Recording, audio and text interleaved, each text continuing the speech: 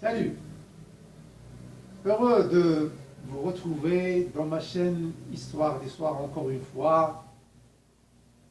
Et notre aventure continue ensemble avec de nouveaux vidéos qui, j'espère, vous plaisent et vous apportent du nouveau et quelque chose de précieux dans votre vie. Aujourd'hui, je vais vous parler d'un nombre magique, c'est le nombre pi. Tous les mathématiciens, tous les étudiants au collège, au lycée, le connaissent, ce nombre pi, qui équivaut à 3,14. Ce nombre qui a été découvert par un certain William Jones en 1700, où, après avoir fait des calculs sur la correspondance entre la circonférence, le périmètre du cercle, avec son diamètre, il a trouvé un nombre qui se répète et qui est toujours le même, donc exact, de bien qu'il y ait une virgule et qu'il y ait un nombre infini après cette virgule, 3,14. Donc, il a découvert, mais il ne lui a pas donné un nom, donc ça restait jusqu'à nos jours, donc, où un certain Larry Shaw, un Américain en San Francisco, a poursuivi les mêmes calculs et lui a donné le nom de pi que nous connaissons tous et surtout les mathématiciens.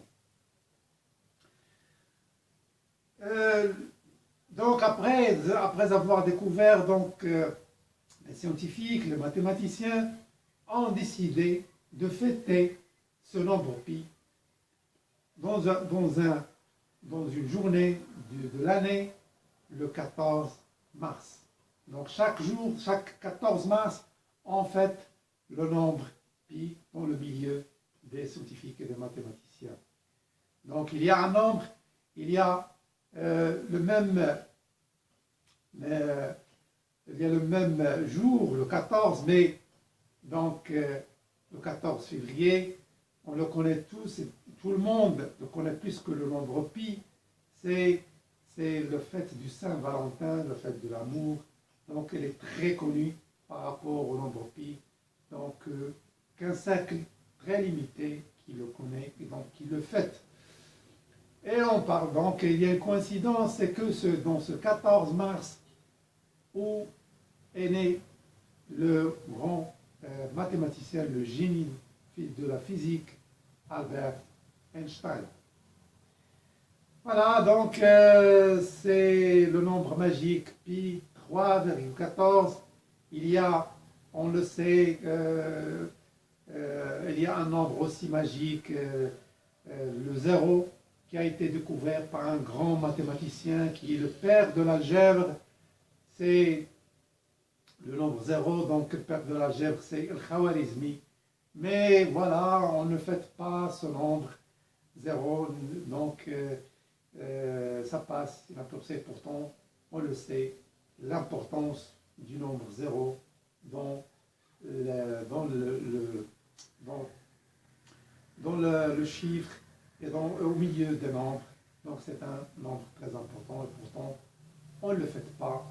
Comme on ne fête pas même les découvertes de nos scientifiques arabes qui ont été leaders aussi, ont été dans le domaine des mathématiques, le domaine des sciences, etc.